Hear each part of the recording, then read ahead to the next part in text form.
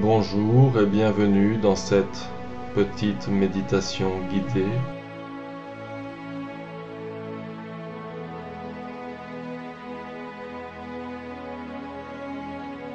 Puisse-t-elle nous faire prendre conscience un peu plus de ce qui est.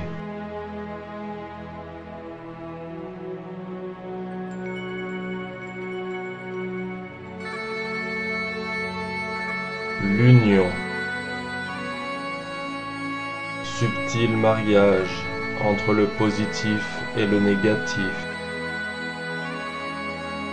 entre le plus et le moins, qui permettent à l'énergie de circuler, de parcourir un fil conducteur, un chemin.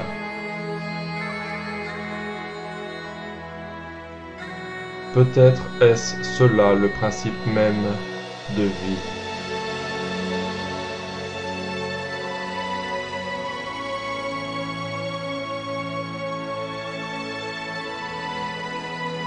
Nous allons prendre en considération que tout notre univers, ainsi que tout ce qu'il contient, n'est que pure énergie et vibration.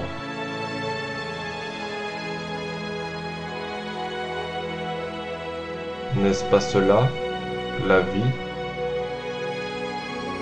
énergie et vibration?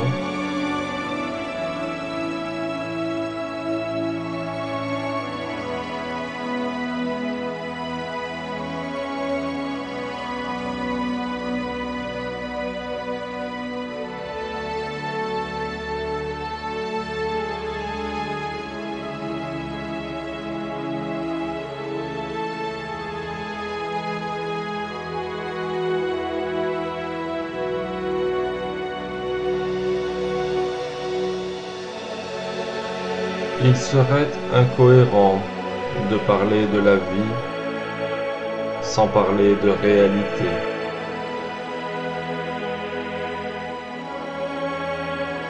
La réalité.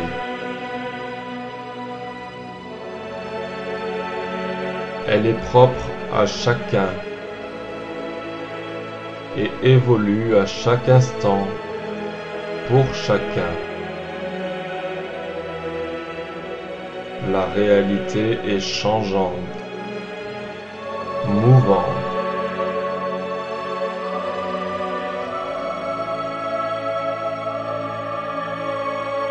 Elle est aussi une vision du monde qui évolue d'instant en instant, simplement en fonction de nos états internes.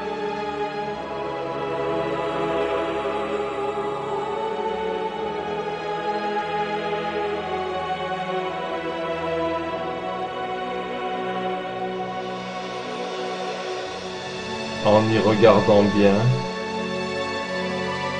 nous pouvons nous rendre compte que chaque être évolue un peu dans son propre monde, dans sa propre réalité.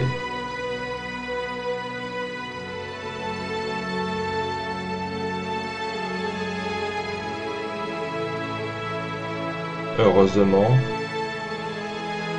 l'expérience nous montre qu'il existe parfois, entre deux êtres ou plus, une communion,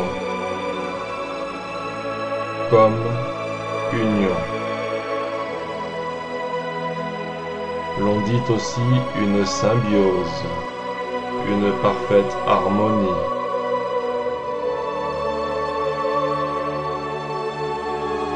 Ces êtres unis sont sur une même fréquence, alignés sur une même longueur d'onde, dans une même réalité.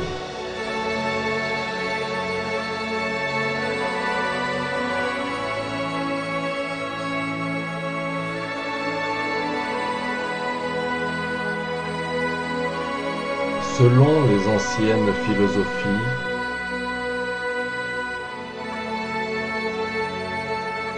la réalité nous parle d'unité et par conséquent de l'interdépendance existante entre toutes choses.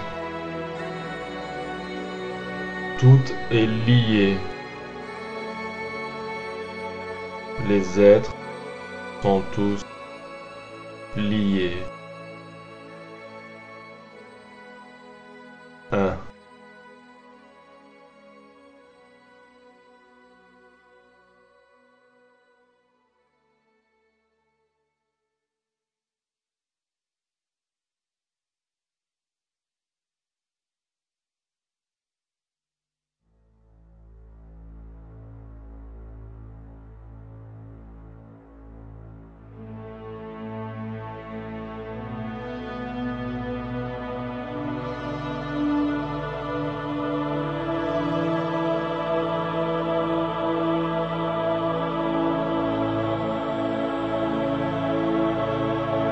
Nous allons à présent parler de l'interdépendance.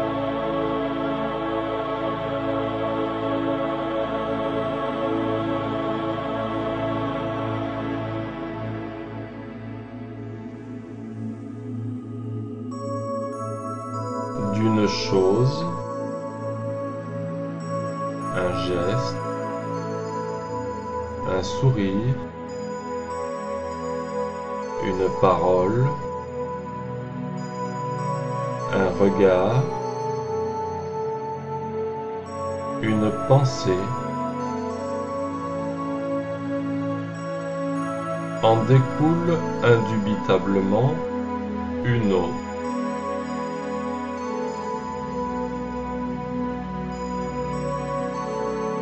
Considérant que ces choses ont pour point d'origine notre esprit, notre pensée, notre énergie.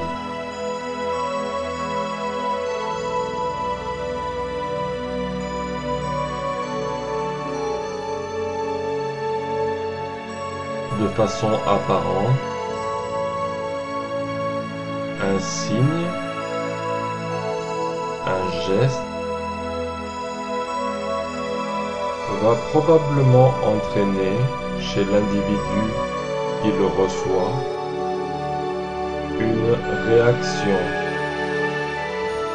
quelle qu'elle soit.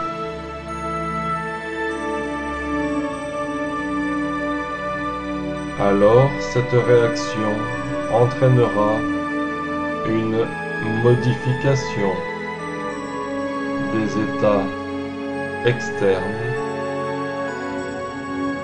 et également des états internes de notre individu.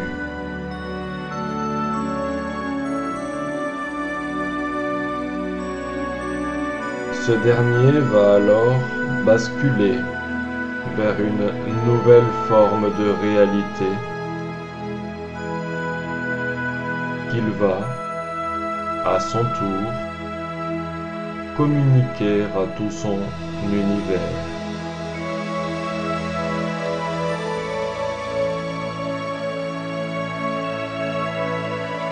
Nous pouvons alors comprendre très vite que notre chose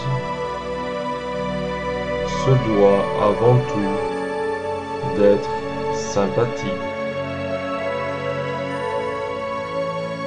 se doit avant tout d'être aimant.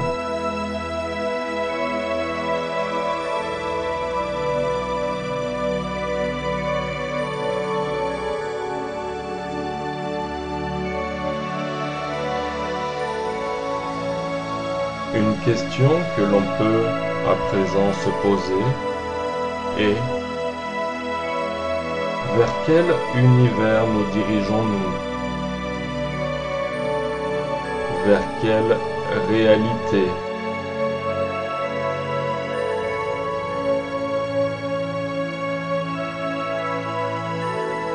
Car il existe bien une réalité commune tendant à dire que ce monde existe et que dans ce monde, il existe ceci ou cela, qu'il se passe ceci ou bien cela.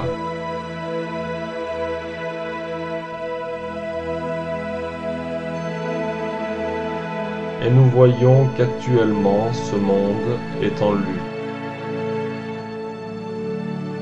Et que si ce monde est en lutte, c'est qu'à l'intérieur de nous, au plus profond de nous-mêmes, existe bel et bien une lutte.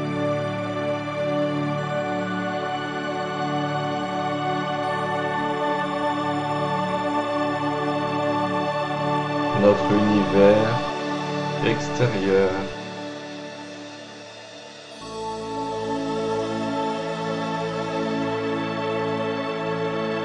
est dépendant de notre univers intérieur.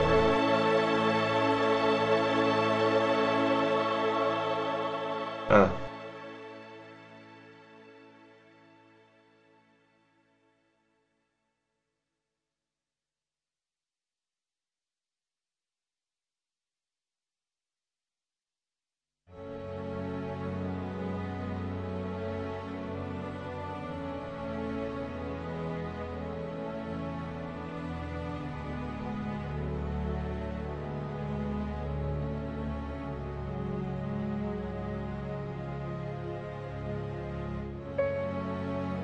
Pour qu'il y ait lutte,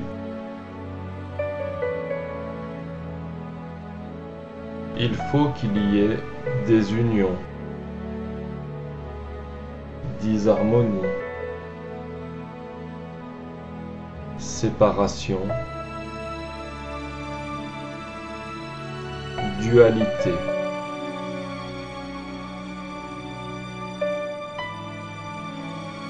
Et cette dualité, cette séparation qui engendre la lutte, tient pour beaucoup, si ce n'est en totalité, de notre respiration.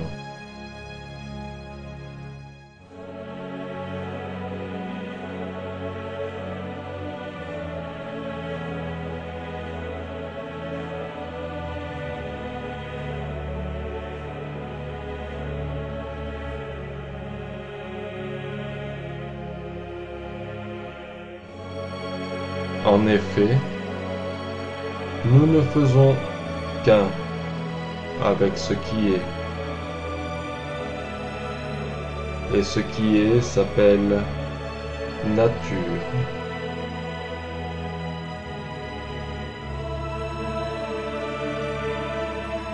Voyons bien que, par défaut,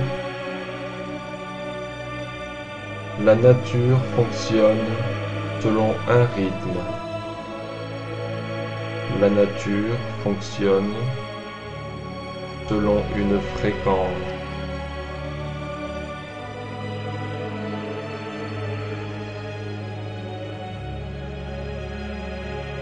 Le rythme est la fréquence de l'univers.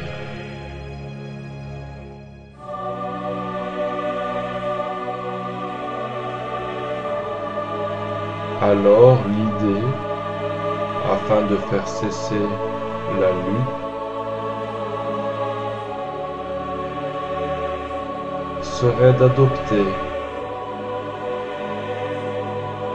la fréquence naturelle que nous impose notre si parfait univers.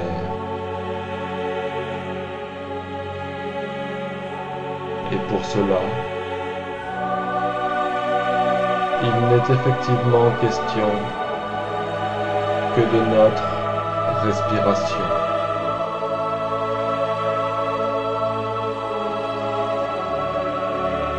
Nous sommes la nature.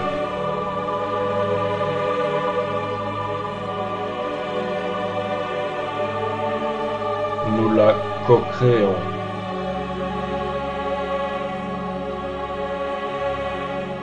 nous sommes un avec la nature. Et la nature respire.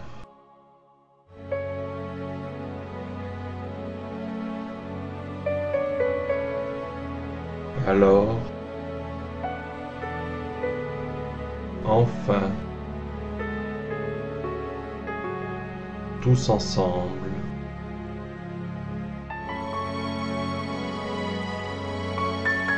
respirons.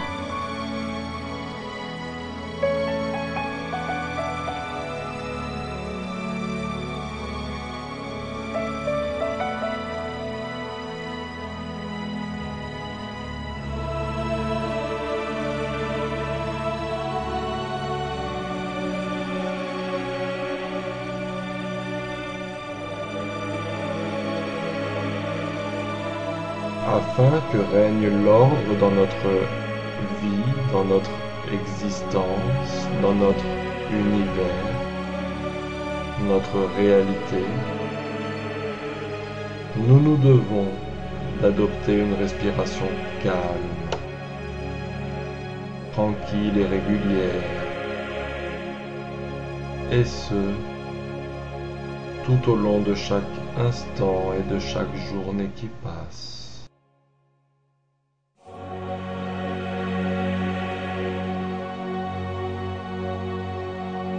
Adopter ce conseil nous permettrait d'obtenir notre nouveau monde,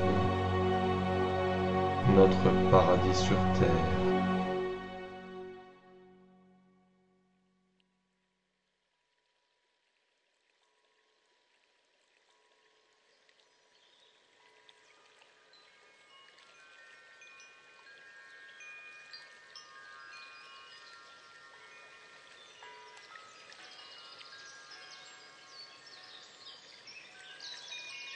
Plus notre respiration est calme et régulière,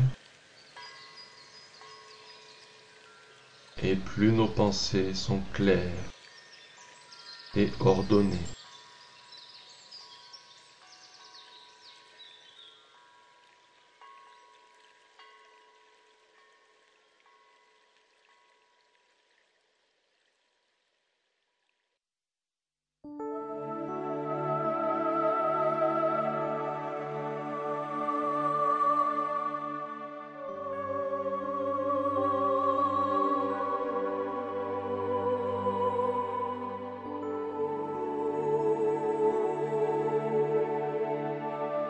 Notre respiration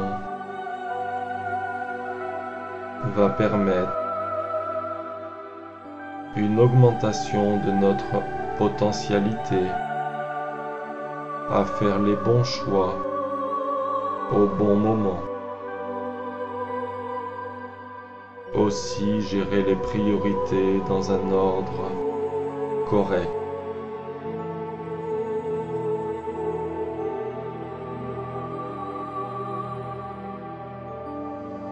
Il va de soi que notre priorité à tous, ce doit être la vie. Et sachant qu'il n'y a pas de vie sans amour, notre priorité première se doit d'être axée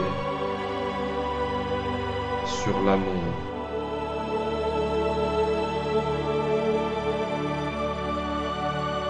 Pour être en paix, il faut aimer. Et pour aimer, il faut pardonner.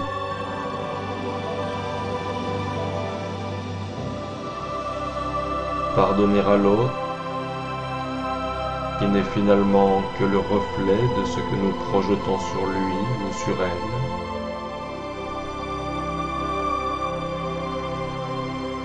Car pardonner à notre reflet, c'est se pardonner soi-même. Toi-même, c'est non seulement l'être que nous sommes dans cette existence, Et c'est aussi, comme l'indique la mémoire présente dans chacune de nos cellules,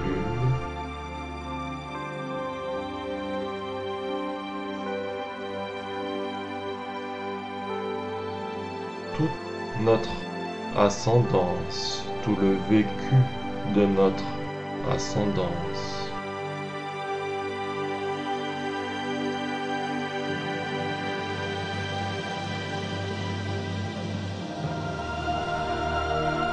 Il s'agit alors de pardonner à toute notre ascendance,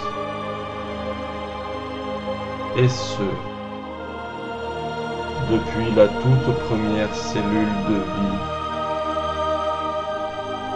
existante dans notre univers.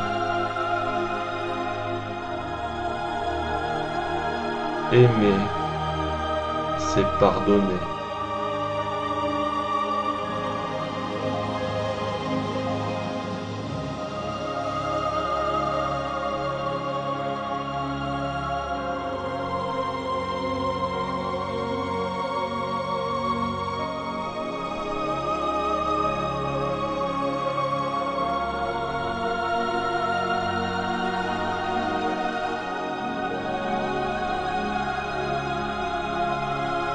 Pardonner.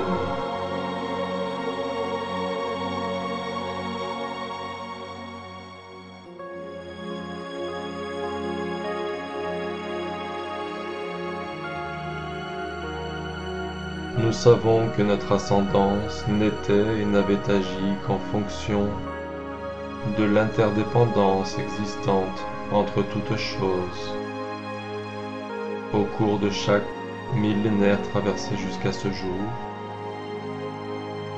Alors il nous faut comprendre que le grand pardon se doit d'être fait à toute l'humanité, depuis qu'elle existe, et ce, quelles que soient les atrocités qui aient été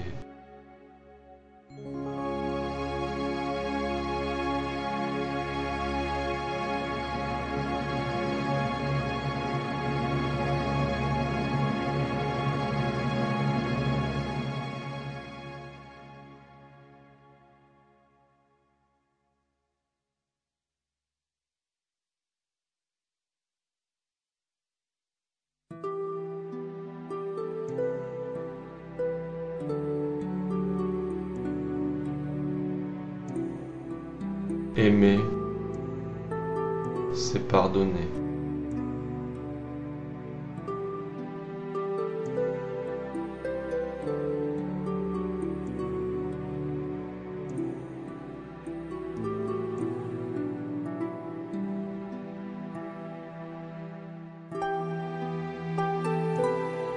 Nous cherchons l'harmonie.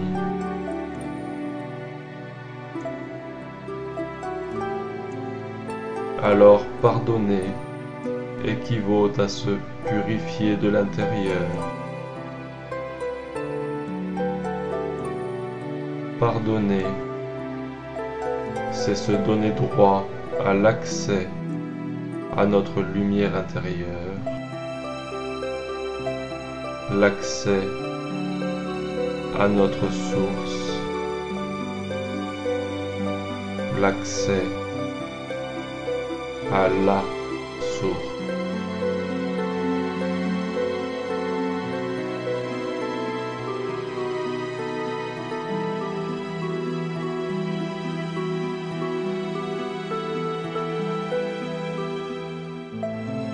La source n'est pas limitée, elle est infinie. Elle est l'énergie de la vie. Elle est l'amour.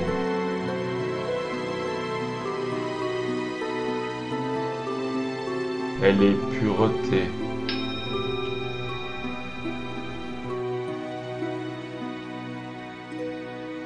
Elle apporte paix et sérénité à quiconque sait la chercher. à quiconque sait la trouver.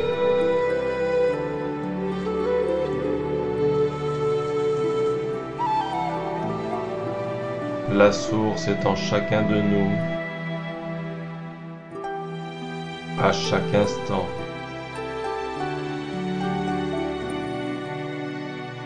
La vie en est le fruit, cadeau de l'alchimie entre le ciel et la terre, le plus et le moins, le blanc et le noir, le bien et le mal.